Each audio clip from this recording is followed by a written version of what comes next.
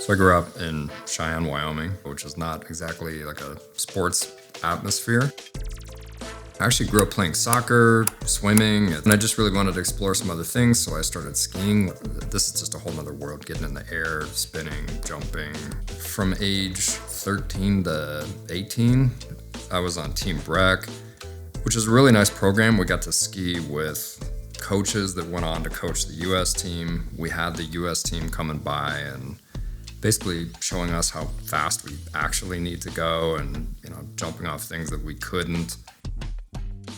Skiing's a winter sport, right? We had this competitive skiing in the winter, and then in the summertime, I always needed something to do. So mountain biking, which really it's trials.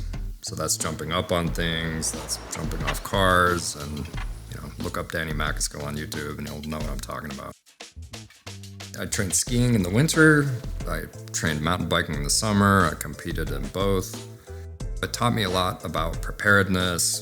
Basically, I'd be in the weight room, all during the week when I wasn't skiing. And you have to learn to deal with injuries. And some of the guys I really looked up to were completely nuts, jumping off cliffs.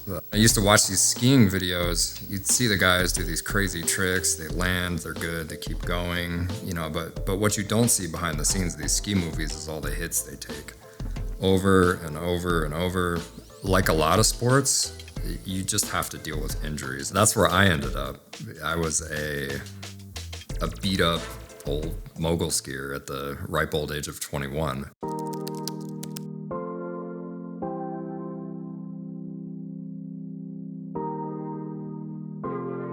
So I went to engineering school at Colorado School of Mines for a while, then I switched over to CU, that's University of Colorado. And one of the cool things about CU is they have like a multi-million book library. It's huge, and they allowed you to rent out like 36 books at one time. So what did I do? I had 36 books. It was just constantly rolling. And because I was injured, I had all these reasons why, I wanted to dig in and actually figure this out. What's going on with my back? Why do I have to lay on the couch for an hour after I ride? And that was kind of the genesis of starting to learn about the body, learn about anatomy, buzzing through all these physical therapy textbooks. These were all things I was trying to learn about to really apply to myself.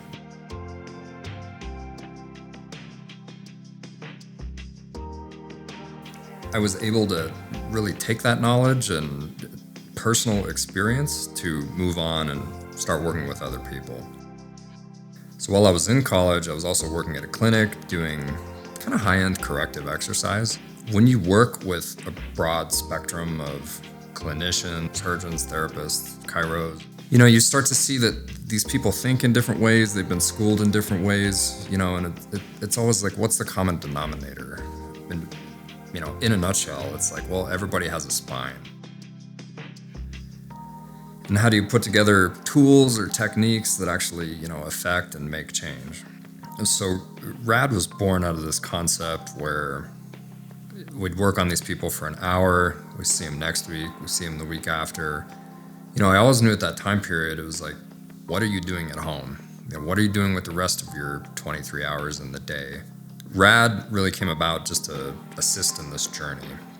Simple stuff that you can use at home that's anatomically based. The point is these things help. I want simple, effective solutions to help people get back to whatever they want to do.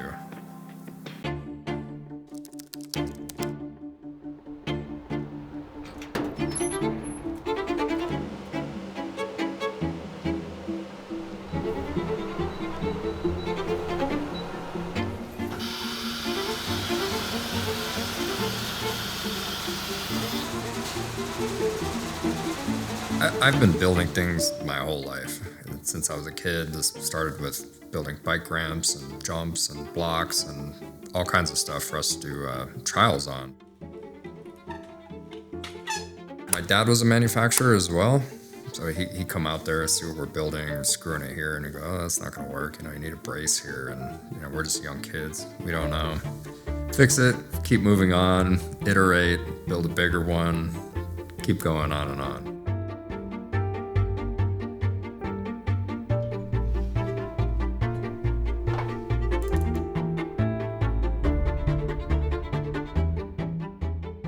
I've always had an interest in design and music and art and all these things, mostly on the design end, like industrial design. RAD was an opportunity to take all this anatomical knowledge, take this kind of engineering stuff and really stick it in one box and start running. So when we think about making a new product, really it starts with anatomy first. It's like what problem are we trying to solve? What does the anatomical area look like? Or really solving the problem, because a lot of times the body is in motion. Even if you're laying on a tool, you're still kind of wrapping it around. Originally we wanted to make tools that were small, portable, modular, effective. They needed to be used in clinics, so that's material selection stuff. These are medical grade silicone, there's no latex. These are things you have to think about in this industry. We want to test these with users, professionals, etc. It's all the process of how we go to actually create a tool.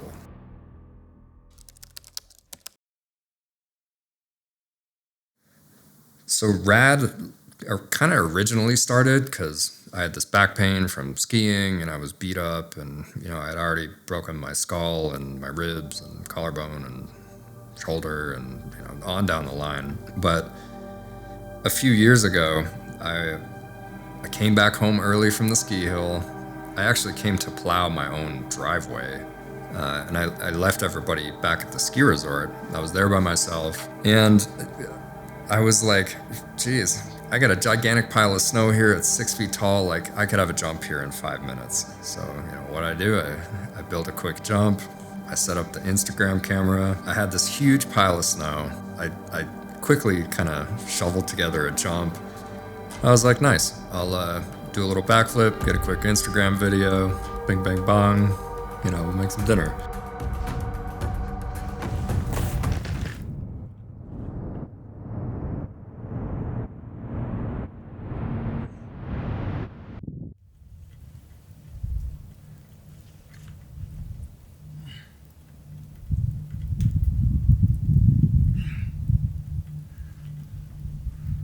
My legs stick, my body completely flies over, and I just snap both my legs, like, instantly.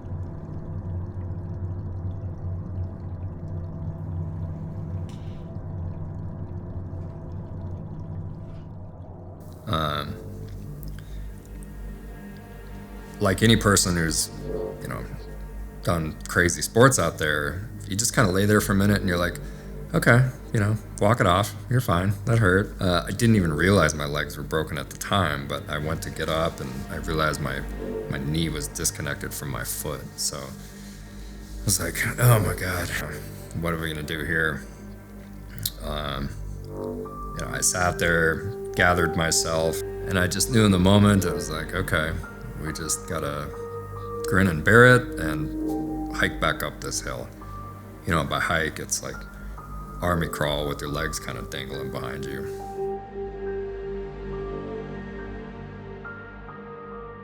Because honestly, I needed to be rescued.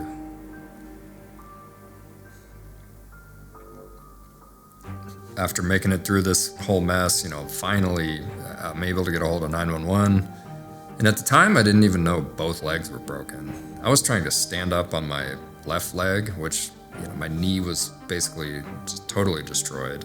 I went to the hospital, the doctor comes by and he's like, I just have bad news. I was about to say good news and bad news, but it was all bad.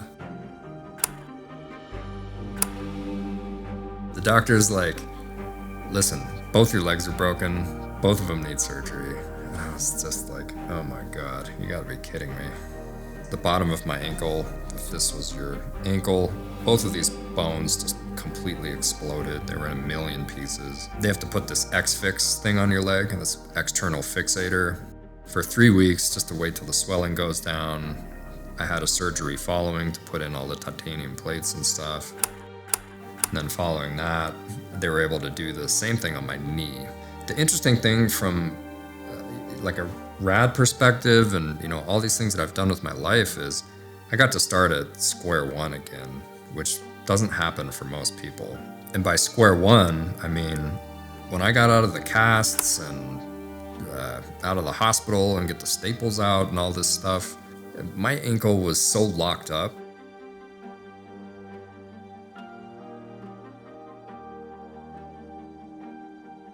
That was the one time where it was like really intimidating, because I really got to see like the scope of kind of what comes next. Because my legs were shriveled to nothing. I had zero range of motion, and this was a time where I was like, okay, I guess I get to put my money where my mouth is, and here we go.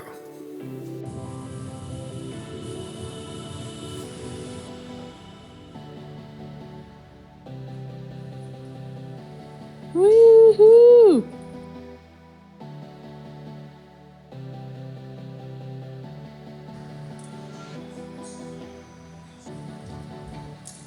Good job, honey. What's that? Yeah, go, Mike!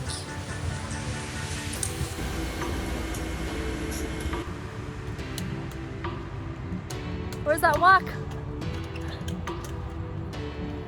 Oh, oh, yeah. I had these different injuries on different legs, so I ended up this kind of, twisted, vile-looking creature at the end of a lot of this rehab, and all that stuff needed to be undone just to get back to normal. The joints hurt when they move again, and you need to be able to restore a lot of that interjoint movement. So that's where the RAD tools came in. I got to experience a revival of why this stuff's important, because if I just tried to do calf raises or something to help work on my ankles, it hurt. Exercise hurt, stretching hurt. But if I could use a tool, open up my calf muscles, give me a little extra range of motion, then I can go exercise into that range of motion, and slowly but surely get better.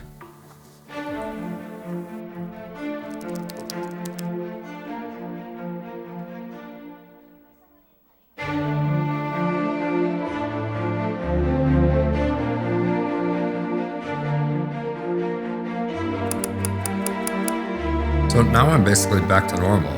The crazy thing is, originally this whole thing started because I had a bad back injury.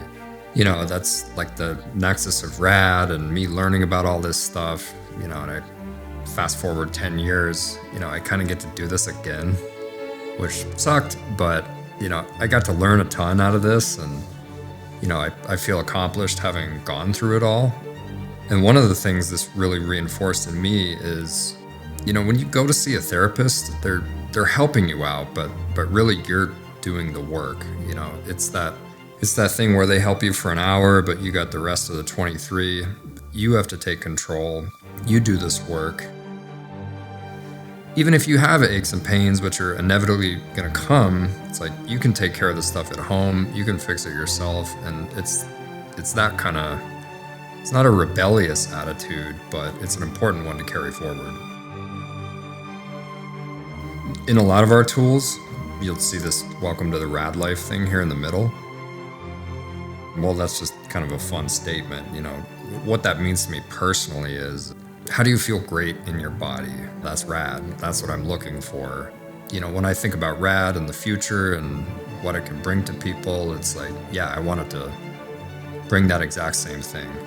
Weightless posture, joints that move however you want them to move, your body not getting in the way, and generally just feeling great. And that's what I want for everyone.